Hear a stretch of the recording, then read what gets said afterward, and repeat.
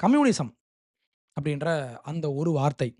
இந்த சேனல் ஆரம்பிச்ச நாள்லருந்து என்னோட எல்லா வீடியோலயும், என்னோட Facebookல, அதுக்கப்புறம் எக்ஸ் பிளாட்ஃபார்ம்ல நான் எழுதுனாலும் சரி, பேசினாலும் சரி, இந்த வார்த்தை இல்லாம எதுவுமே இருக்காது. நான் பண்ற ஒவ்வொரு வீடியோலயும் அட்லீஸ்ட் ஒன் டைம் ஆவது கம்யூனிசம், இடதுசாரிகள் அப்படின்ற அந்த வார்த்தை இல்லாம எதுவுமே இருக்காது. ஏன்னா, நான் கற்றுக்கொண்ட மிகப்பெரிய பாடம் என்ன அப்படின்னா, நம்ம உலகத்துல இருக்கிற எல்லா பிரச்சனைக்கும், இந்த லெஃப்டிஸ்ட் பண்ற எல்லா பிரச்சனைக்கும் கோர் அதனுடைய பேஸ் என்ன அப்படின்னு பார்த்தீங்கன்னா, கம்யூனிசம் அப்படின்ற அந்த ஒற்றை கொள்கை. கார்ல் மார்க்ஸ், ஃபிரெடரிக் எங்கல்ஸ் இந்த 2 பேரு அத அஃபிஷியலா ஸ்டார்ட் பண்ணி விட்டாலும், அதற்கு முன்னால் பல நூற்றாண்டுகளாக இத பத்தி பல பேர் பேசியிருக்காங்க. ஆனா, அதுக்கு ஒரு வடிவம் குடுத்தது இந்த 2 பேர். ஸோ, இந்த 2 பேர்கிட்ட இருந்து ஆரம்பிச்ச இந்த ஒரு கொள்கை, மேல பார்க்கறதுக்கு ஆமா, எல்லாரும் ஈக்குவலா இருக்கணும் அப்படின்றது நல்ல விஷயம் தானே அப்படின்னு உங்களுக்கு தோணலாம். அப்படி எல்லாரும் சமமா இருக்கணும் அப்படின்னு ஆரம்பிக்கப்பட்ட ஒரு கொள்கை, எப்படி ஒரு வில்லத்தனமாக மாறிச்சு அப்படின்றத நம்ம பார்க்கணும். இந்த சீரியஸ் இது வந்து நான் ரொம்ப நாளா உங்ககிட்ட நான் பேசிட்டு இருக்கேன். கம்யூனிசம் பத்தி நான் ஒரு விரிவான ஒரு சீரியஸ் பண்றேன். சீரியஸ்னா கம்யூனிசம் உடைய குளோபல் ஹிஸ்டரி. ஒவ்வொரு கார்னர்லயும் கம்யூனிசம் உடைய ஆரம்ப காலகட்டத்திலருந்து அவங்க எப்படி ஆரம்பிச்சு, எங்க போனாங்க? அது ஒரு எக்கனாமிக் தியரியா ஆரம்பிக்கப்பட்டு, அதுக்கப்புறம் இன்னைக்கு வந்து கல்ச்சுரல் மார்க்சிசம் அப்படின்ற அளவுக்கு இன்னைக்கு வந்து நிக்குது. ஸோ, இதனுடைய குளோபல் ஹிஸ்டரி. கம்யூனிசம் உடைய அடிப்படை கொள்கை என்ன? அதுல உள்ள ஃப்ளாஸ், அதுல உள்ள பிரச்சனைகள் என்ன? அதற்கு கேப்பிட்டலிசம் இவங்கலாம் சொல்றாங்கல்ல, முதலாளித்துவம்னா ரொம்ப மோசமானதுன்னு இவங்க பேசுறாங்கல்ல. அந்த முதலாளித்துவத்தினுடைய முக்கியத்துவம் என்ன? முதலாளித்துவம் ஏன் கம்யூனிசத்த விடவும் முக்கியம்? ஏன் பெட்டர்? பெட்டர்ன்னு சொல்றத விட communism is a failed experiment. அது ஒரு தோற்றுப்போன கொள்கை. எந்த நாட்டுக்கு கொண்டு போயி, எந்தெந்த நாடுகள் எல்லாம் கம்யூனிசத்த தங்களுடைய அதிகாரப்பூர்வமான அரசியல் கொள்கையாக ஏற்றுக்கொண்டார்களோ, அந்த நாடு பேங்க்ரப்ட் ஆகி, அந்த நாட்ல பஞ்சம் வந்து, அந்த நாட்ல சர்வாதிகாரிகள் உருவாகி, அந்த நாட்டு மக்களையே அவங்க அழிச்சது தான் மிச்சம். ஸோ இந்த சீரியஸ், இந்த கம்யூனிசம் தொடர்பான இந்த சீரியஸ்ல இது ஃபர்ஸ்ட் வீடியோ. என்னோட எக்ஸெல் ஷீட்ல பார்க்குறேன், மொத்தம் 18 வீடியோஸ் இருக்கு. நம்ம என்ன பேசணும், என்ன கான்செப்ட்ல கொண்டு போகணும், எங்க இருந்து ஆரம்பிக்கணும், எங்க முடிக்கணும் அப்படின்ற மாரி எல்லா விஷயத்தையும் நான் போன வருஷமே முடிவு பண்ணிட்டேன். ஆனா, லாட் ஆஃப் டிஸ்ட்ராக்ஷன்ஸ். இந்த வீடியோ, அத பத்தி பேசலாம், இத பத்தி பேசலாம்ன்னு நெறையா விஷயத்துக்குள்ள போனதுனால, என்னால இதுல ஃபோக்கஸ் பண்ண முடியல. பட் இன்னைக்கு நம்ம ஆரம்பிக்கிறோம். அடுத்த 18 வீடியோ இப்போதைக்கு நான் பிளான் பண்ணியிருக்கேன். மேபி அதிகமாகலாம், இல்ல கொஞ்சம் கம்மியாகலாம். But at least 15 videos. 15 வீடியோவும் லைனா வரும். இடையில எந்த ஒரு டிஸ்ட்ராக்ஷனும் இருக்கக்கூடாது. வேற எத பத்தியும் பேசக்கூடாது அப்படின்னு முடிவு பண்ணி, ஒரு முடிவோட தான் வந்திருக்கேன். கம்யூனிசத்த முடிச்சு விடுறதுக்கான ஒரு ஆரம்ப புள்ளியா இது இருக்கும் அப்படின்னு நான் உறுதியா நம்புறேன். அப்ப எங்க இருந்து ஆரம்பிக்கலாம்? கம்யூனிசம் பத்தி நம்ம பேசணும்னா எங்க இருந்து ஆரம்பிக்கணும்? யூசுவலா எல்லாரும் கார்ல் மார்க்ஸ் கிட்ட இருந்து ஆரம்பிப்பாங்க. நல்ல விஷயம் தான். பட் நம்ம ஒரு ஃபர்ஸ்ட் எபிசோட்ல நான் ஒரு கதை சொல்லி ஆரம்பிக்க போறேன். எவ்வளவு பெரிய விஷயமா இருந்தாலும் சரி, அது என்ன ஒரு மிகப்பெரிய ஒரு பிலாசபியா இருந்தாலும், ஒரு சின்ன கதை சொல்லி மக்களுக்கு எளிதாக புரிய வைக்க முடியும். ஏன்னா, கதையினுடைய பலம் அவ்வளோ பெருசு. அதான் லிட்டரேச்சர்னுடைய மகிமை. இப்போ நான் பேசப்போற இந்த கதை வந்து கர்ட் வானகட் அப்படின்ற ஒரு அமெரிக்க எழுத்தாளர். அவர் எழுதின ஒரு சிறுகதை. மொத்தமே 5 பக்கம் தான் இருக்கும். நீங்க ரொம்ப பொறுமையா உட்கார்ந்து படிச்சாலும், அதிகபட்சம் 20 மினிட்ஸ் ஆகும். அவ்வளோதான். ஸோ அந்த கதைய நான் உங்களுக்கு இப்ப சொல்லப் போறேன். இந்த கதையில கர்ட் வானகட் கம்யூனிசம் அப்படின்றதனுடைய அடிப்படை கொள்கைய பத்தி பேசியிருப்பாரு. அந்த கம்யூனிசம் அப்படின்ற அந்த கொள்கை எப்படி பிராக்டிகலி சாத்தியமே இல்ல. நீங்க எப்படி முயன்றாலும் இது ஃபெயில் தான் ஆகும். அப்படின்றத ரொம்ப அவர் வந்து ஒரு சாட்டிரிஸ்ட்.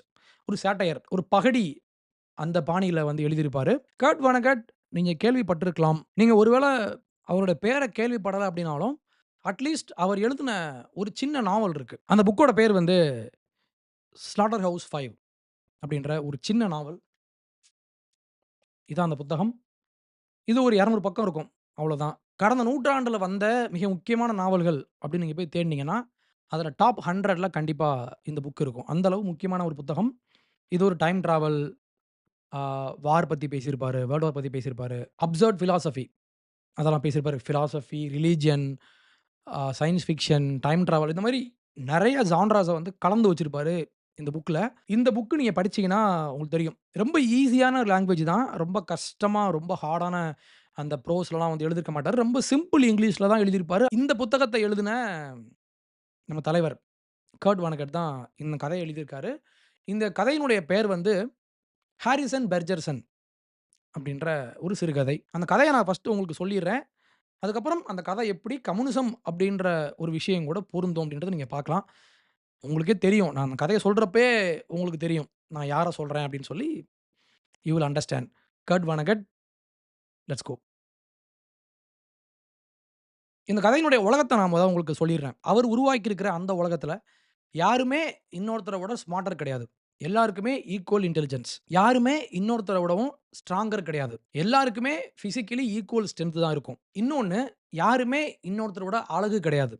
எல்லாருக்குமே ஈக்குவல் அழகு இருக்கணும் அப்படின்றதுக்காக, அப்படி ஒரு உலகத்த 2081ல அமெரிக்க அரசாங்கம் உருவாக்கி வச்சா எப்படி இருக்கும்? அப்படின்ற ஒரு கற்பனை இது. அப்ப என்ன அர்த்தம்னா, எல்லாரும் ஈக்குவலா இருக்கணும். எல்லாருக்கும் அறிவு ஈக்குவலா இருக்கணும். எல்லாருக்கும் உடல் வலிமை ஈக்குவலா இருக்கணும். எல்லாருக்கும் அழகு ஈக்குவலா இருக்கணும். யாருக்குமே இன்னொருத்தர விடவும் அட்வான்டேஜ் இருக்கக்கூடாது. அப்படின்ற அந்த அந்த ஒரு கம்யூனிசம் நோக்கம். அந்த கம்யூனிச கொள்கையோடு ஒரு உலகம் உருவானா, அந்த உலகம் எப்படி இருக்கும்? அப்படின்ற மாரி ஒரு டிஸ்டோபியா அண்ட் சயன்ஸ் ஃபிக்ஷன் அந்த அந்த ஜான்ராஸ் அந்த 2 ஜான்ராஸ கலந்து இவரு அந்த கதைய பண்ணியிருப்பாரு. நான் இந்த கதைய உங்களுக்கு முழுசா படிச்சு காட்ட போறதில்ல. அது உங்களுக்கு போர் அடிச்சுரும். ஃபர்ஸ்ட் 2 பேராகிராஃப்ஸ் அத நான் படிச்சு காட்டுறேன். படிச்சுட்டு அந்த முதல் வரியிலேயே அவர் ஆரம்பிப்பாரு. படிக்கலாம் நம்மோ. "The year was 2081 and everybody was finally equal. They weren't only equal before God and the law, they were equal every which way. Nobody was smarter than anybody else. Nobody was better looking than anybody else. Nobody was stronger or quicker than anybody else.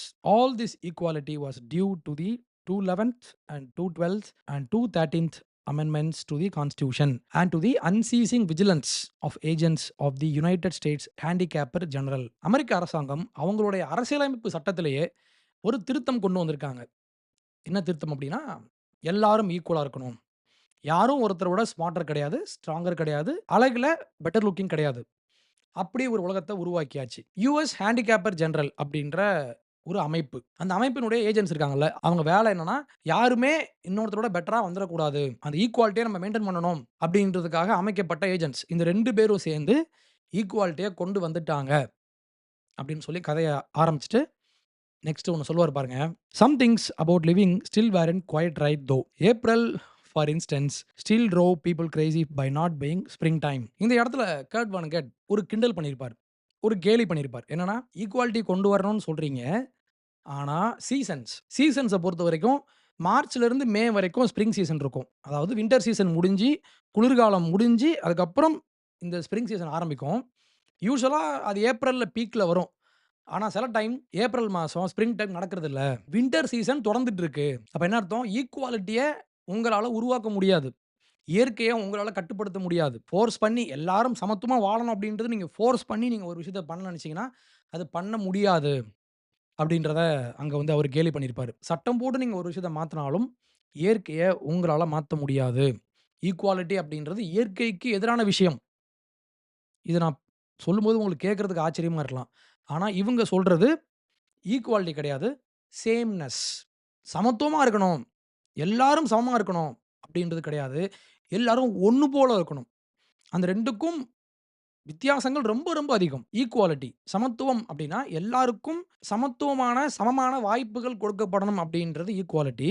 But இவங்க சொல்றது sameness. யாருமே ஸ்மார்ட்டரா இருக்காத. எல்லாருக்கும் ஒரே அறிவு. எல்லாரும் எல்லாரும் ஒரே மாரி ஒரே மாரி சிந்திக்கணும். ஒருத்தரோட ஒருத்தர் பெட்டர் அப்டின்ற மாரி மாறக்கூடாது. அப்ப இதுவும் சேம்னஸ். ஈக்குவாலிட்டி வேற, சேம்னஸ் வேற. சரி, இப்ப நம்ம எப்படி ஈக்குவாலிட்டிய அச்சீவ் பண்றது? ஒருத்தர விட இன்னொருத்தர் அறிவா மாறக்கூடாது அப்டின்னா என்ன பண்ணணும்னா, அவரோட தாட்ஸ நம்ம ஸ்டாப் பண்ணணும். அவரு வித்தியாசமா எதுவும் யோசிச்சிடக்கூடாது. அவங்களுக்கு கொஞ்சம் அறிவு அதிகமா இருக்கு அப்படின்னு யாரெல்லாம் கவர்ன்மென்ட் கண்டுபிடிக்கிறாங்களோ, அவங்களுக்கு என்ன பண்ணுவாங்க, காதுல ஒரு டிரான்ஸ்மிட்டர மாட்டி விட்டுருவாங்க. அது சின்ன ஒரு ஹெட்ஃபோன் மாரி இருக்கும்.